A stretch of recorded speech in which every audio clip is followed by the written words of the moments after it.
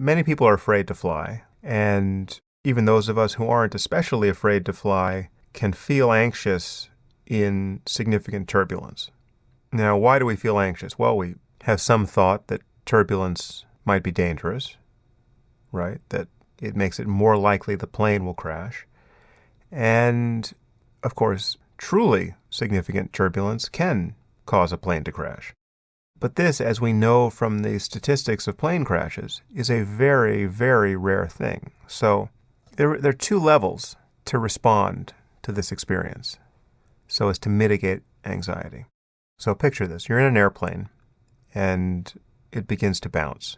Now, unless you're in that rare and horrible experience of being actually thrown around the cabin so as to get injured, it's very likely that the bouncing is not physically painful, right? You're not being harmed by this sensation. And in other contexts, you would subject yourself to even more violent bouncing and not be worried about it at all. You might go on some ride at an amusement park, which exerts greater force on you bodily, and you do it because you're seeking that experience out.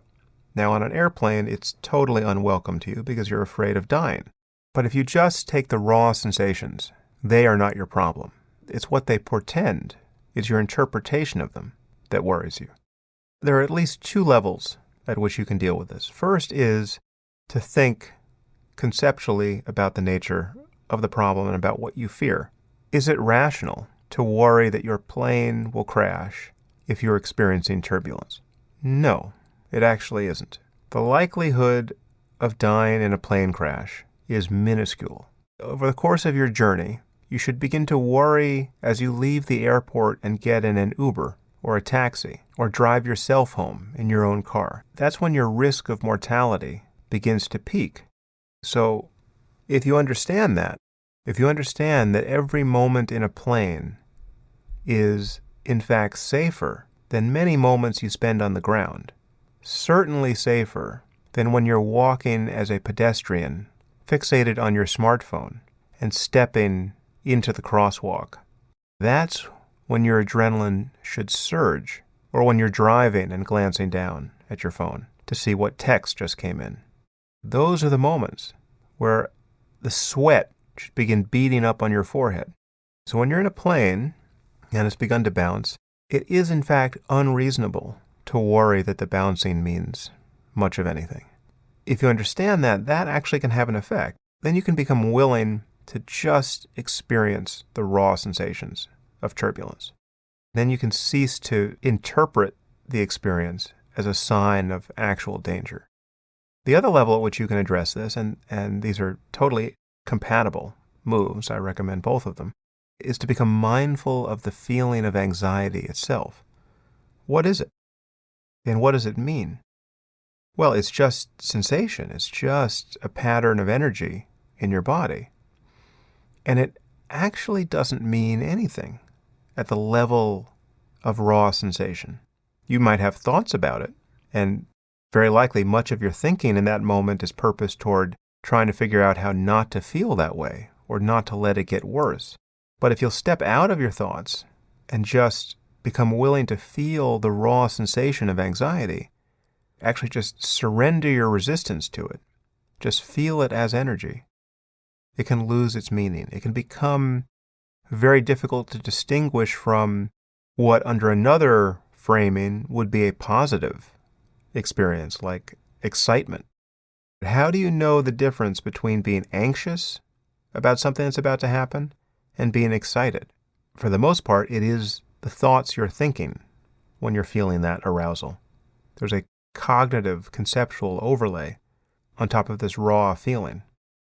You can consciously reframe things, or you can step out of it altogether and just feel the raw energy of this experience. And when you do that, anxiety can be like any other experience that has no meaning for you as a person, really. I mean, it doesn't say anything about you. So something like indigestion or itching. Let's say you have a rash on your elbow and it's itching. Okay, that doesn't say anything deep about you as a person. That has no psychological implications. It might be unpleasant. It might be extraordinarily unpleasant. but it doesn't reach into your sense of who you are. The deepest way to respond to anxiety, and again, I'm not saying that there is no case in which drugs are valuable or even necessary. There may very well be. But for anxiety in its more ordinary range, the deep way to respond to it is to become willing to feel it, to cease to interpret it as important, and to function in the midst of it. And then it will pass. Anxiety rises and falls like any other emotion, and if you're not continually thinking the thoughts that make you anxious, it actually can't stay around very long. And this is true of other unpleasant emotions like anger and sadness, and they're continually resurrected by our thoughts, and we're spending most of our time thinking without knowing that we're thinking. So mindfulness in particular is a very good antidote to this problem. But the trick is you can't apply it as an antidote. You can't be mindful of anxiety so that it will go away. You can't push it away with meditation. Or at least that attempt is more likely to fail. What you're really after in those moments is genuine equanimity, real acceptance of the energy of this emotion. Become interested in it. Become willing to feel it. Just let it burn bright in you. And discover that it doesn't matter. It simply comes and it goes, and you can function.